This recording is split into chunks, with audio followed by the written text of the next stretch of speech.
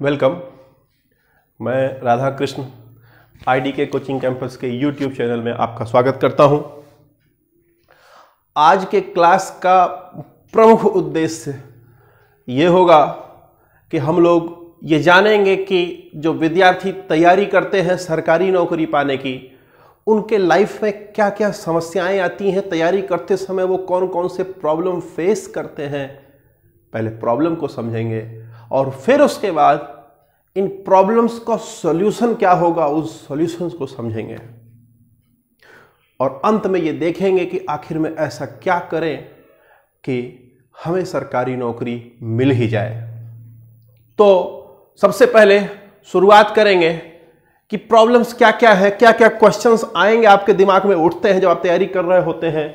तो देखिए, सबसे पहली चीज ये होती है कि भाई किस चीज की तैयारी करें। लोग कंफ्यूज रहते हैं कि IAS की तैयारी करें कि PCS की करें कि SSC की करें कि बैंक की करें कि ग्रुप D की करें, रेलवे की करें, किस चीज की तैयारी करें, UP SSC की करें। आखिर में हम तैयारी किस चीज की करें, पहली समस्या। दूसरी समस्या कि आखिर में ये जो हम तैयारी करने जा रहे हैं, क्या ये हमसे हो पाएगा, क्या हम कर पाएंगे, ये सवाल भी बार बार उठता है। अगली समस्या कि कितना समय लगेगा, यानी नौकरी जब हम तैयारी करने जा रहे हैं तो आप देखते हो कि कोई 5 साल से कर रहा है, कोई 10 साल से कर रहा है, कोई साल भर में ही निकाल लेता है। तो फिर सवाल उठता है कि कितना समय लगेगा। और अगला सवाल उठता है, अगली समस्या जो आपके सामने उठती है वो ये कि आखिर में बुक्स कौन सा इस्तेमाल हम करें और क्या बुक्स का इंपॉर्टेंस होता है या नहीं। तो ये कुछ समस्याएं हैं जो आपके सामने आती हैं। और देखिए, जो लोग तैयारी कर रहे होते हैं पहले से, उनके सामने क्या समस्या आती है कि वो सब कुछ करने के बाद भी असफल होते हैं। तो उनके सामने ये समस्या आती है कि हम असफल क्यों हैं। तो अब इसका जवाब, हम ऐसा क्या करें कि हम सफल हो जाए। तो ध्यान देंगे, आज की क्लास में हम लोग इन क्वेश्चंस का, सारे क्वेश्चंस का जवाब देखेंगे और जवाब जब मिलेगा तो हमें समझ आएगा कि हम क्या करें कि हमें नौकरी मिल जाए। यानी कि कुल मिलाकर के आज हम लोग फोकस्ड, ध्यान देंगे मेरी बात, अंत तक बने रहिएगा। आज का क्लास हो सकता है कि आपका जीवन बदल दे, पूरा लाइफ चेंजिंग सेशन हो सकता है ये।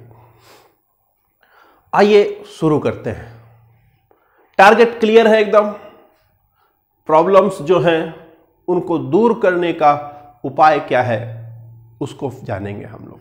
क्लियर, कैसे दूर कर सकते हैं, उस पर काम कैसे करेंगे, उसी चीज को हमें जानना है। समझ पा रहे हैं? तो आइए शुरू करेंगे। ध्यान दीजिए जाए, ध्यान देंगे। यहां पर मैंने लिखा हुआ है, एक सेंटेंस लिखा हुआ है, सा विद्या या विमुक्तये। अंग्रेजी में knowledge is one that liberates. विद्या, विद्या का क्या मतलब है? सा विद्या, संस्कृत का वर्ड है, सा विद्या या विमुक्तये। बोलता है कि जिसके पास विद्या होगी ना, ज्ञान होगा ना, वो मुक्ति प्राप्त करेगा। अब सवाल ये उठता है, मुक्ति किस चीज से? मुक्ति, ध्यान देंगे, यहां पर मैं धर्म के अर्थ में नहीं जा रहा हूं। यहां पर मुक्ति का, यहां पर मुख्य मैं बात कर रहा हूं आपके प्रॉब्लम्स से मुक्ति, जो आपकी समस्याएं हैं उससे मुक्ति आपको मिलेगी तब जब आपके पास विद्या होगी, यानी नॉलेज होगा। क्लियर है? बढ़ते हैं आगे, ध्यान से समझिएगा मेरी बात। विद्या जो ग्रहण करना है हमें, वो किस तरीके से ग्रहण करना है, वो समझने के लिए यह अति आवश्यक है ये जानना कि आखिर में सफलता है क्या। हम लोग सरकारी नौकरी पाने की बात कर रहे हैं। मैं आपसे सवाल पूछ रहा हूं, आप अपने आप को जवाब दें कि आखिर में सफलता है क्या, किस चीज को सफलता कहते हैं। अगर आज आप 2 रुपए कमा रहे हो, कल आप 200 रुपए कमाने लगो। आज आपको 10 लोग जान रहे हैं, कल आपको 1 लाख लोग जानने लगे, तो क्या यह सफलता है? मेरी निगाह में यह सफलता नहीं है। ध्यान देंगे मेरी बात। जो मैं समझता हूं, जो मैंने आज तक देखा, सुना, पढ़ा है, उसके हिसाब से सफलता का मतलब यह होता है कि जो काम आप करो, ध्यान देंगे, सेशन स्टार्ट होता है आपका, जो कोई भी काम आप करो, ऐसा करो कि उस तरह से कोई कर ना पाए। यानी कि अगर आप सिलाई करते हो, अगर आप सिलाई ऐसा करते हो कि कोई देखे और बोले वाह क्या गजब की सिलाई करता है, ऐसा मैंने देखा नहीं, तो मेरे हिसाब से आप सफल हो, बनिस्बत इसके कि आप कितना कमा रहे हो। आप खाना बनाते हो, अगर आप ऐसा खाना बनाते हो कि आप जैसा कोई नहीं बना पाता है, तो आप सफल हो। ध्यान दीजिएगा मेरी बात। पैसा कमाना, शोहरत कमा लेना सफलता नहीं है। सफलता यहां पर एक ही मकसद है, सफलता का एक ही मतलब है, और वो ये कि आप अपने काम में कितने निपुण हो गए हैं, वही सफलता है। अब आप आइए आगे बढ़ते हैं। अब अगला सवाल है, मैं जो आपसे पूछने जा रहा हूं वो ये कि आखिर में अभी तक आप असफल क्यों हैं? मैंने कई सेशन में, लाइव क्लास में, मतलब प्रैक्टिकली पूछा हुआ है, तो लोग बोलते हैं असफल इसलिए हैं क्योंकि मेरे अंदर उतना टैलेंट नहीं है, वगैरह वगैरह तमाम चीजें लोग बोलते रहते हैं। मेरा यह सवाल है, क्या आप मेहनत नहीं कर सकते? शायद ध्यान देंगे, जो इंसान सफल हुआ है ना, यकीन मानो ऐसा भी होगा कि वो आपसे कब मेहनत किया होगा, ऐसा भी हो सकता है। दूसरा सवाल, क्या आपके पास भगवान ने कोई कमी दी हुई है? 2 हाथ, 2 पैर, आंख, कान, नाक सब आपको दिया है। तीसरा, क्या आपका दिमाग कमजोर है? अगर ऐसा कुछ नहीं है तो डेफिनेटली आप भी सफल हो सकते हो। सफल नहीं है, उसके पीछे रीजन जानना पड़ेगा कि मैं मेहनती भी हूं, मेहनत भी कर सकता हूं, भगवान ने जो दिमाग दिया है उसका मैं प्रयोग भी करता हूं, दिन रात पढ़ाई कर रहा हूं, लगा हुआ हूं, फिर भी सफल नहीं हूं। क्यों आखिर में? तो ध्यान दीजिएगा मेरी बात। इसका सही जवाब क्या है? इसका सही जवाब है कि सही सूचना का अभाव। जब आपको सही जानकारी नहीं होती है, तब आप मेहनती होने के बावजूद भी, कर्मठी होने के बावजूद भी, दिन रात लगे रहने के बावजूद भी आप सफल नहीं हो पाते हो, क्योंकि आपकी दिशा गलत हो जाती है। ऐसी स्थिति में जो सबसे इंपॉर्टेंट चीज है, पता है तैयारी में क्या है? वो है सूचना। या किसी भी फील्ड में, दुनिया का कोई भी फील्ड आप ले लो, उस फील्ड में अगर आप टॉप पर पहुंचना चाहते हो, आप सफल होना चाहते हो, सफल होने का मतलब आप ऐसा बनना चाहते हो कि आप जैसा कोई ना हो, जैसा आप कर रहे हो वैसा कोई ना कर रहा हो। अगर इस स्तर पर पहुंचना है तो आपके पास सूचना होनी चाहिए, सही इंफॉर्मेशन होनी चाहिए हर चीज की। अगर सही इंफॉर्मेशन नहीं है तो कभी भी आप टॉप पर नहीं पहुंच सकते। तो ध्यान देंगे मेरी बात। सफलता क्या है? सफलता वो है, कर्म पर आधारित है। यहां पर पैसा शोहरत से नहीं बात कर रहा हूं मैं, सफलता का मतलब है कि जो काम आप कर रहे हो वैसा कोई न कर सके अगर, तो आप सफल हैं। सबसे यूनिक करें। अगर सफाई कर रहे हैं, झाड़ू लगा रहे हैं, तो कोई आदमी देखे तो देखता रह जाए, वाह क्या झाड़ू लगा रहा है, तो आप सफल माने जाएंगे। अब नौकरी में सफलता कब मिलेगी? नौकरी में सफलता तब मिलेगी जब आपके पास सही सूचना हो। आप मेहनती हैं, आप टैलेंटेड हैं, आप सब कुछ करने के लिए तैयार हैं। यकीन मानिए जितना आप लोग गांव से होकर के या छोटे शहरों से होकर के मेहनत करते हैं, उतना बड़े शहरों के लोग जो सेलेक्ट हो रहे हैं वो मेहनत नहीं कर रहे हैं। But the point is they have right information but you don't have. आपके पास नहीं है सही सूचना, आप केवल दिन रात मेहनत किए जा रहे हो, मेहनत किए जा रहे हो, बिना सिर पैर के काम किए जा रहे हो। यही समस्या सबसे बड़ी है। तो आइए शुरू करते हैं कि जो सूचनाएं हैं वो कहां कहां पर हमें सही करनी है, क्या हमें करना है, क्या जानकारी हमें होनी चाहिए। आइए उसको शुरू करते हैं। ध्यान देंगे, जब हम तैयारी करते हैं तो जो गलतियां करते हैं उसी को करेक्ट करने में आया हूं। सबसे पहली चीज, जब हम पढ़ाई करते हैं तो बस पढ़ते ही जाते हैं। क्या बोलते हैं? अरे अभी पढ़ लेते हैं, बाद में क्वेश्चन कर लेंगे। अब पढ़ते जाते हैं और पढ़ने के पीछे मकसद क्या है कभी भी उस पर फोकस नहीं करते हैं, बस पढ़ते जाते हैं। अब मेरा एक क्वेश्चन आपसे है,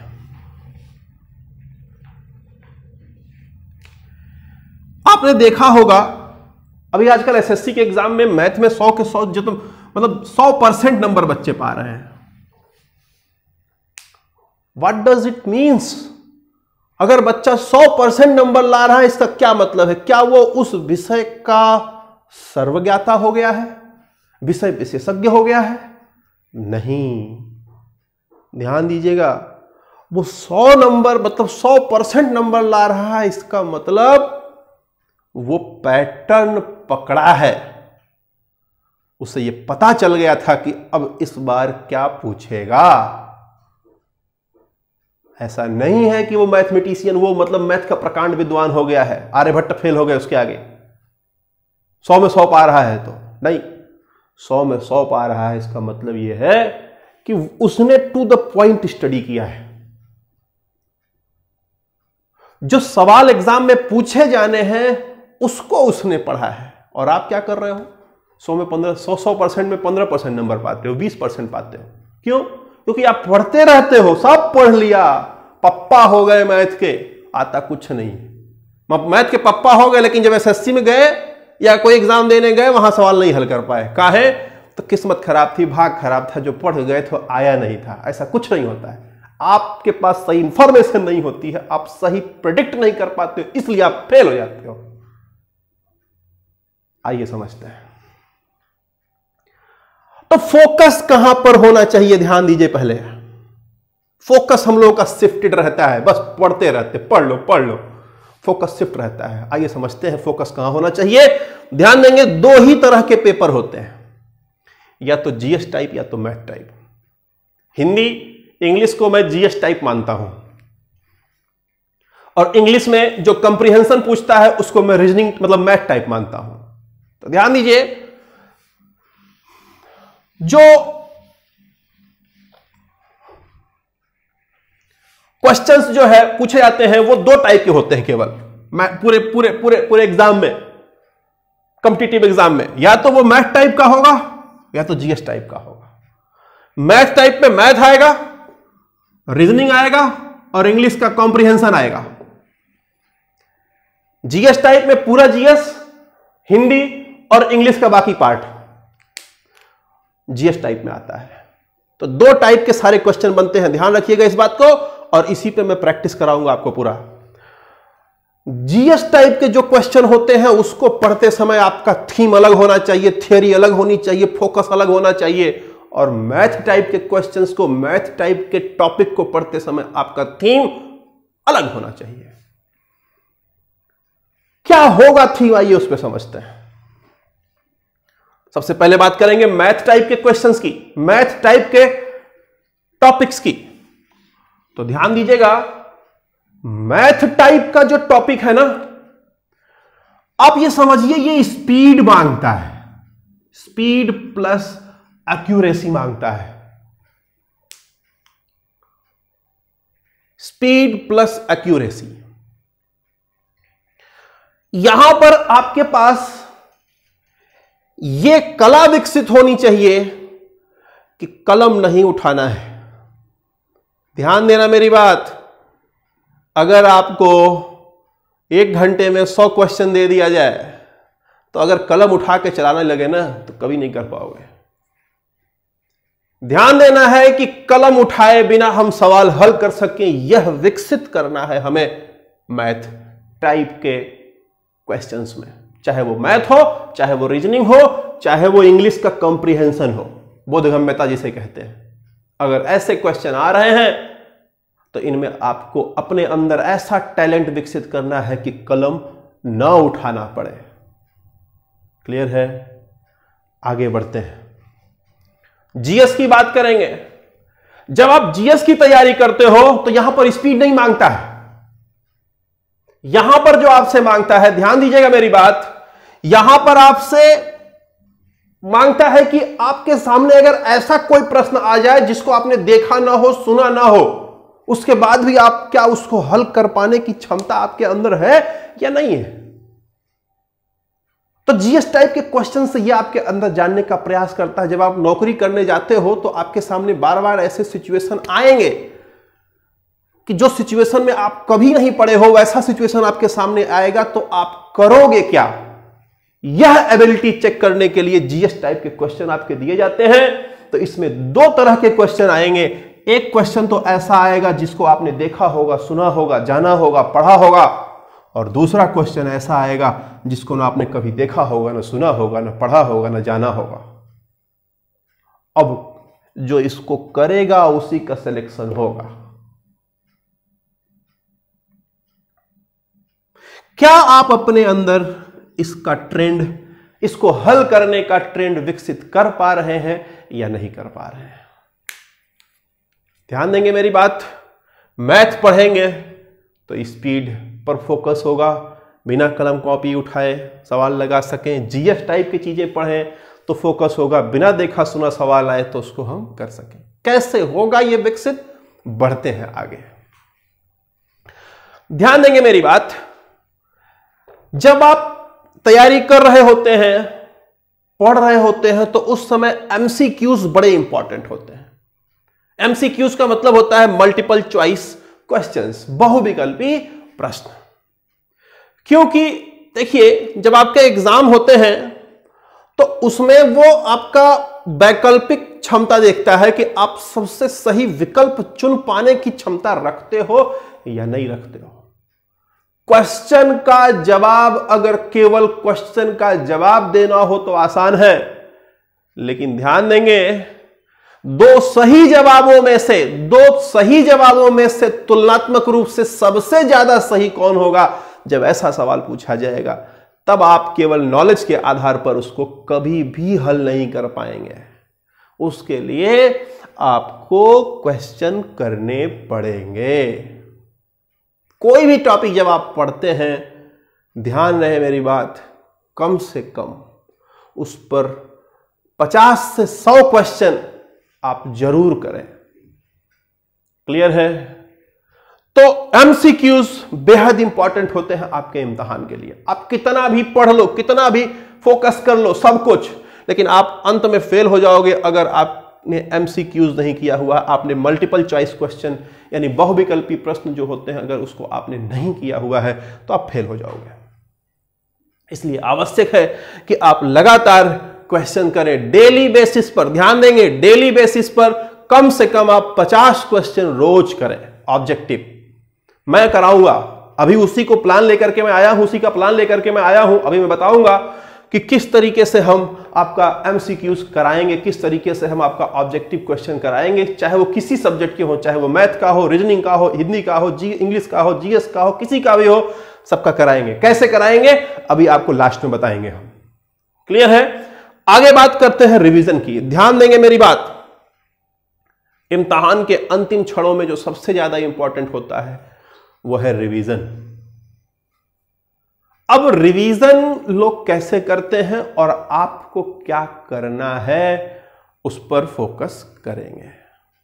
क्लियर है? आइए समझते हैं। लोग रिवीजन करते समय किताब जो लिखे रहते हैं उसी को पढ़ते हैं बार बार। नो डाउट नोट्स जो आप लिखे हुए हैं वो बड़ा कारगर है, लेकिन और मैं आपको एक स्मार्ट तरीका बता रहा हूं। जो चीज आपको पढ़ाई जाए, जो आपने लिखा हुआ है, उस सबको मोबाइल का रिकॉर्डर ऑन करके उसको उसी में रिकॉर्ड कर लो, मुंह से बोल बोल करके रिकॉर्ड कर लो, और उसके बाद कान में ईयरफोन लगा करके जैसे गाना सुनते हो वैसे उसको कहीं जा रहे हो, आ रहे हो, कुछ कर रहे हो, उसको सुनते रहो। रिवीजन अपने आप होता रहेगा, करने की कुछ जरूरत नहीं है, रिवीजन होता रहेगा। बात समझ में आ रही है? तो रिवीजन लगातार करते रहना है। कैसे होगा अभी उस पर भी चर्चा, क्या प्लान बनेगा अभी मैं उस पर भी चर्चा करूंगा कि हम लोग क्या करेंगे। ठीक,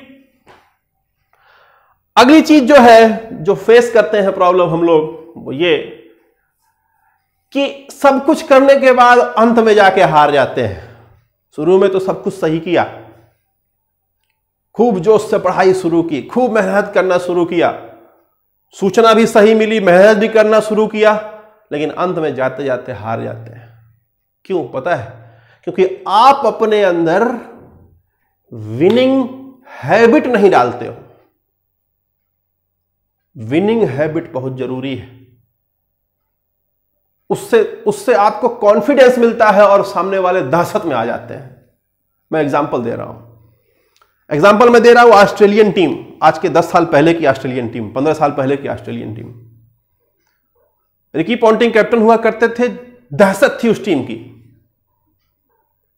जीतने का एक क्रम था, जो जहां भी जाते थे लोग दहशत में पहले ही हार जाते थे, प्रेशर में आकर के। तो अपने अंदर एक विनिंग जो कॉम्बिनेशन है उसको बना के रखना बहुत आसान, बहुत इंपॉर्टेंट होता है। जब आप इम्तिहान देने जाते हो, आप सब कुछ कर रहे हो, मेहनत कर रहे हो, सब कुछ कर रहे हो, लेकिन अगर आपके अंदर जीतने की आदत नहीं है ना, तो आप अंतिम में जीत नहीं पाओगे। इसलिए जीतने की आदत पैदा करो। अब जीतने की आदत कहां से पैदा करें, किससे जीते? रोज हम अपने आप से जीतो ना, रोज अपने आप से जीतो। आज जो करो अगले दिन उससे ज्यादा करो, हमेशा अपने आप से जो है जीतने का प्रयास करो। और ध्यान दें, जब आप ऐसा करते रहोगे तो सामने वाले से आप विनिंग एज ले पाएंगे।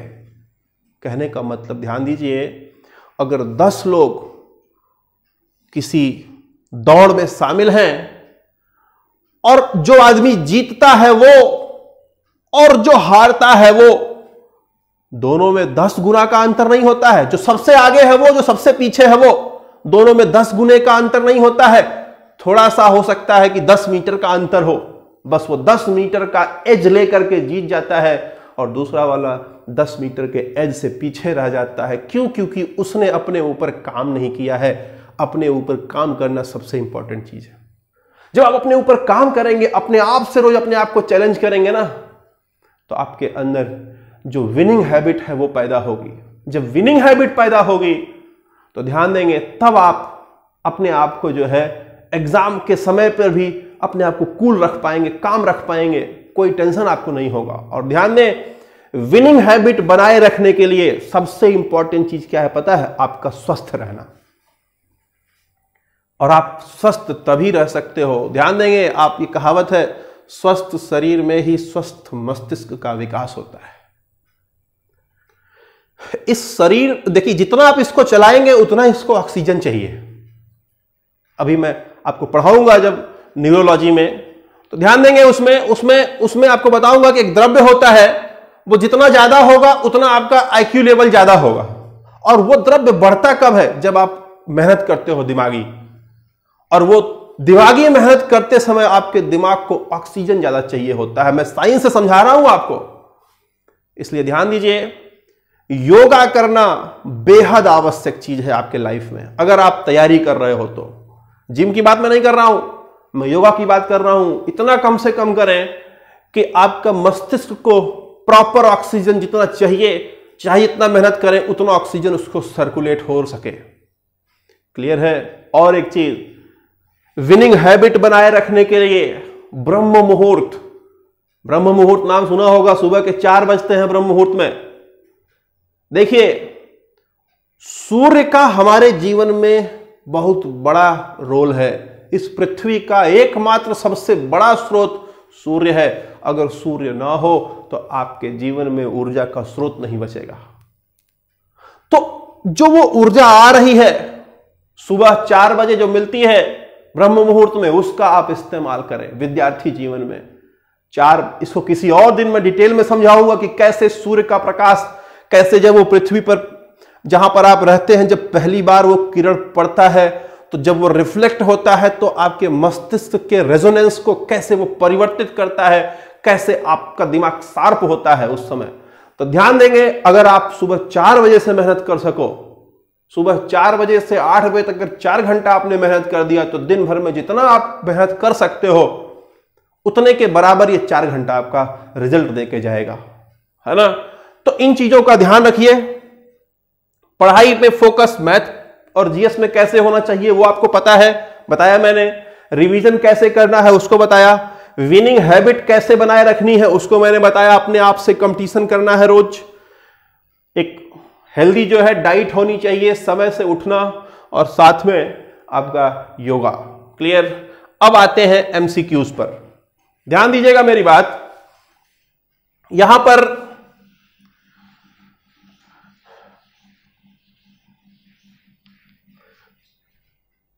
जो एमसीक्यूज की जो क्वेश्चंस की बात है, मैं कुछ क्वेश्चन आप लोगों से पूछना चाह रहा हूं।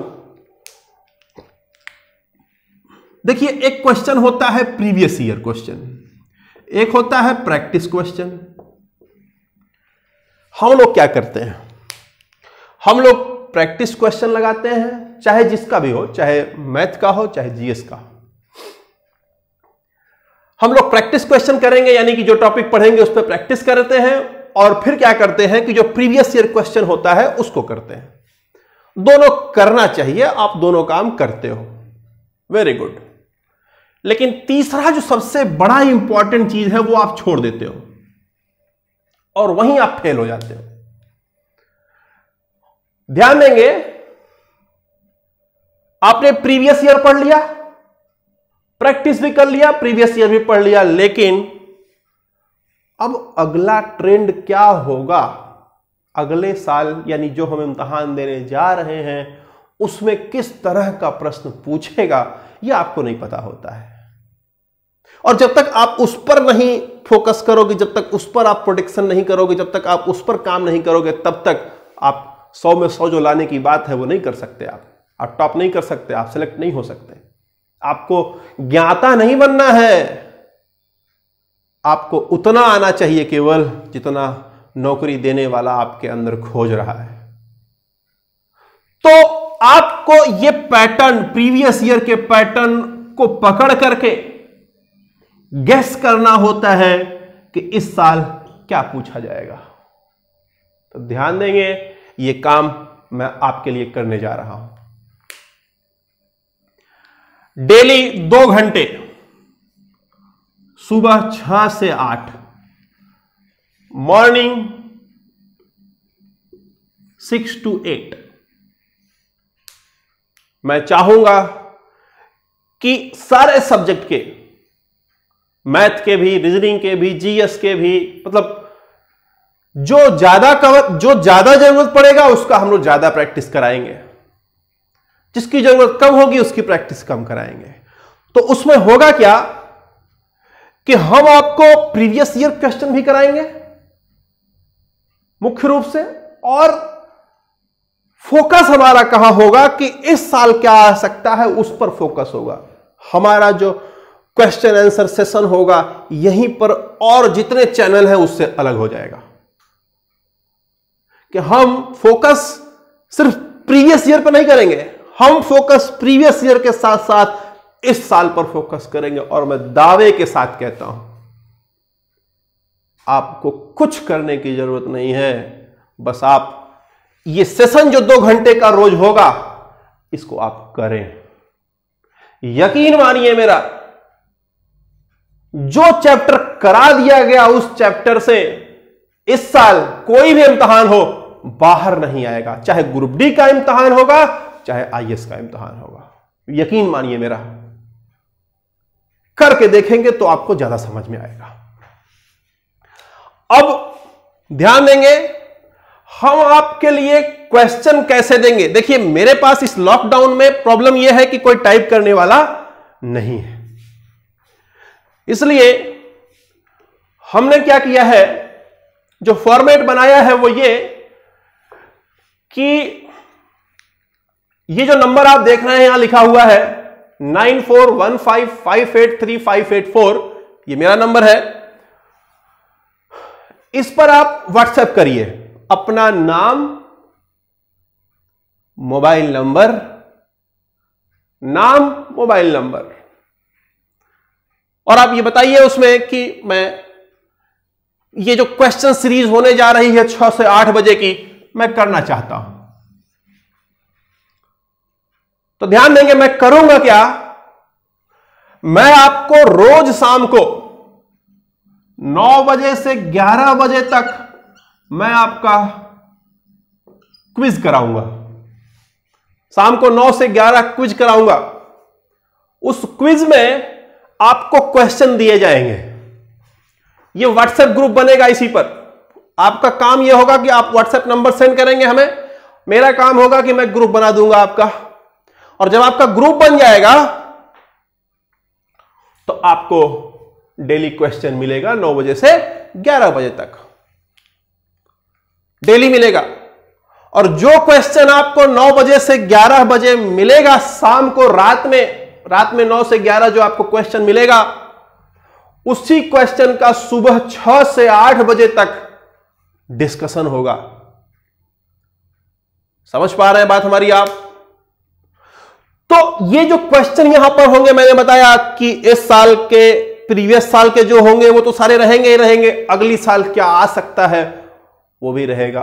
और मैं दावे के साथ कहता हूं, चाहे आप ग्रुप डी का इम्तिहान देने जाओगे, चाहे एसएससी का देने जाओगे, चाहे आईएएस का देने जाओगे, जो आपको पढ़ा दिया जाएगा इस क्वेश्चन सीरीज में, उससे बाहर नहीं आने वाला है।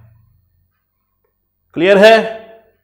आपको विद्वान नहीं बनना है किसी सब्जेक्ट का, आपको प्रोफेसर नहीं बनना है, आपको इम्तिहान क्वालिफाई करना है। तो इम्तिहान क्वालिफाई करने के पैटर्न पर पढ़ना है। तो जो सवाल उठता है ना कि किस नौकरी की तैयारी करें, मत परेशान हो, पढ़ाई करो। 4-5 चीजें तैयार करनी है, math, reasoning, English, Hindi, GS, 5 चीज तैयार करनी है। 5 चीज तैयारी कर लो और अंदर सकारात्मकता रखो कि मैं कर सकता हूं। और जब आपके अंदर सकारात्मकता होगी ना, तो आप आईएएस भी बन सकते हो, पीसीएस भी बन सकते हो। और अगर सकारात्मकता नहीं होगी तो ग्रुप डी में भी नहीं जाओगे। तो परेशान होने की जरूरत नहीं है। क्या आपसे हो पाएगा? देखिए, ये आपके सोच के ऊपर निर्भर करता है। अब आप सोचो कि आपके माता पिता आपके लिए क्या क्या कर रहे हैं, जो आप इस स्थिति में आ जाते हो और ये सोचते हो कि क्या मुझसे हो पाएगा या नहीं। क्या क्या नहीं करते हैं आपके मां बाप आपके लिए। जरा एक बार उनकी स्थिति गौर करना, देखना, सोचना और फिर से अपने आप से क्वेश्चन करना कि क्या हमसे हो पाएगा या नहीं हो पाएगा। ध्यान देना, अगर लग रहा है ना तुमको कि हो जाएगा, तो पक्का होगा, कोई रोक नहीं सकता है, बशर्ते सही सूचना के साथ सही जगह पर मेहनत करना शुरू करो। क्लियर है? तो हो पाएगा। कितना समय लगेगा बोलता है, कितना समय लगेगा? वही तैयारी, वही नौकरी पाने के लिए एक आदमी 10 साल लगाता है, दूसरा आदमी आता है 10 महीने में पास करके चला जाता है। तो आप अंदाजा लगा सकते हो कि समय कितना लगेगा। समय उतना लगेगा जितना आपका समर्पण होगा। समर्पण नहीं है, समय बढ़ता जाएगा। समर्पण है, डेडिकेशन है, तो 10 महीना पर्याप्त है। 10 महीने में गारंटी के साथ कहता हूं, 10 महीने में कुछ भी ऐसा नहीं बचता है कि जो आपसे अनछुआ रह जाएगा। जो नौकरी पूछने वाला आपके अंदर जानना चाहता हो और वो आपके अंदर ना डेवलप हो जाए, कुछ भी ऐसा नहीं बचता है, बशर्ते आपका समर्पण आवश्यक है। अगला सवाल, बुक्स कौन सी लेनी चाहिए और बुक्स का रोल क्या है?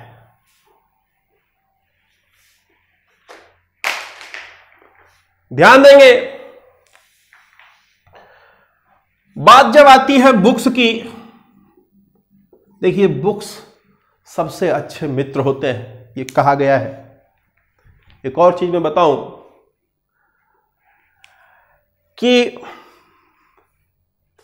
बुक जब आप कोई भी लो, ध्यान दो, प्रॉब्लम ये आती है कि आज आपको बोल दिया कोई लक्ष्मीकांत पढ़ लो पॉलिटी में, कल कोई बोल दिया नहीं सुभाष कश्यप पढ़ लो, है परसों कोई बोला एनसीईआरटी पढ़ लो, तरसों कोई बोला कुछ और पढ़ लो। आप क्या किए, सब किताबें के खरीदते गए, पढ़ते गए एक बार। गलत। आप 10 किताब खरीदो, 10 किताब खरीदो, पढ़ो, कुछ नहीं होने वाला है। किताब का रोल बहुत बड़ा होता है,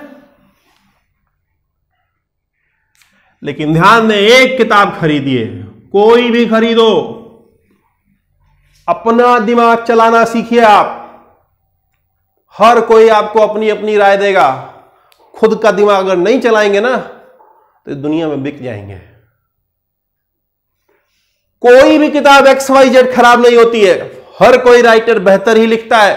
और एक बात, जब कोई राइटर कोई बुक लिखता है, ध्यान दीजिए मेरी बात, जब एक राइटर किसी सब्जेक्ट की बुक लिखने जाता है तो उस सब्जेक्ट की जो फेमस बुक्स होती हैं उसको वो अपने सामने रखने के बाद लिखता है दूसरी बुक, क्योंकि वो उसको अपनी बुक बेचनी भी तो है। तो जो पुरानी किताबें हैं उनको देखता है और उसमें क्या नहीं है उसको भी उसमें वो जोड़ता है नई किताब में। तो ध्यान दें, बुक कोई भी हो, बस लेटेस्ट होनी चाहिए। इतिहास को छोड़ करके, इतिहास की चर्चा करेंगे कभी बाद में। लेटेस्ट बुक हो और एक सब्जेक्ट का कोई एक बुक लीजिए और उसको एक बार नहीं बार बार पढ़िए। 10 किताब को 10 अलग अलग किताबों को एक एक बार पढ़ने से अच्छा है एक ही किताब को 10 बार पढ़ जाइए। किताब कोई भी हो, किसी भी प्रकाशन की हो, बस लेटेस्ट हो। क्लियर है? किताब से हेल्प क्या लेना है मैं बता रहा हूं, कैसे ये सहयोग करेगी आपकी बुक्स। आपके नौकरी पाने में आपको विद्वान नहीं बनना है। ध्यान देंगे, जब कोई क्वेश्चन आपके सामने आए, बस उस क्वेश्चन का आंसर ढूंढो आप उस बुक से। बुक का यही काम आपके जीवन में है। एक क्वेश्चन का जवाब ढूंढोगे जब आप ना, तो आपको कम से कम 10 क्वेश्चन तैयार होंगे। और किसी चैप्टर पर अगर आपने 50 क्वेश्चन ढूंढ लिया, यकीन मानो फिर वो चैप्टर आपके इशारे पर चलेगा। कोई भी चैप्टर उठा लो आप, अगर उस चैप्टर से 50 क्वेश्चन आपने लिख करके और किसी भी बुक से आपने ढूंढ लिया अगर कि आखिर में इस क्वेश्चन का जवाब है कहां पर लिखा हुआ, यकीन मानो मेरा, उसके बाद उस चैप्टर से कैसा सवाल पूछा जाने वाला है इम्तिहान में, स्वतः आप एक्सपीरियंस कर पाओगे। घबराने की बात नहीं है, वो काम करने के लिए मैं हूं। मैं ध्यान देंगे, पूरा शेड्यूल समझिए। मॉर्निंग में 6 से 8 बजे तक ट्यूसडे से यानी मंगलवार से आपका क्लास शुरू होगा। ये प्रैक्टिस मतलब क्वेश्चन आंसर का, इसमें आधे आधे घंटे के 4 लेक्चर होंगे और इन चारों लेक्चर्स में जो है आपको क्वेश्चन आंसर कराए जाएंगे।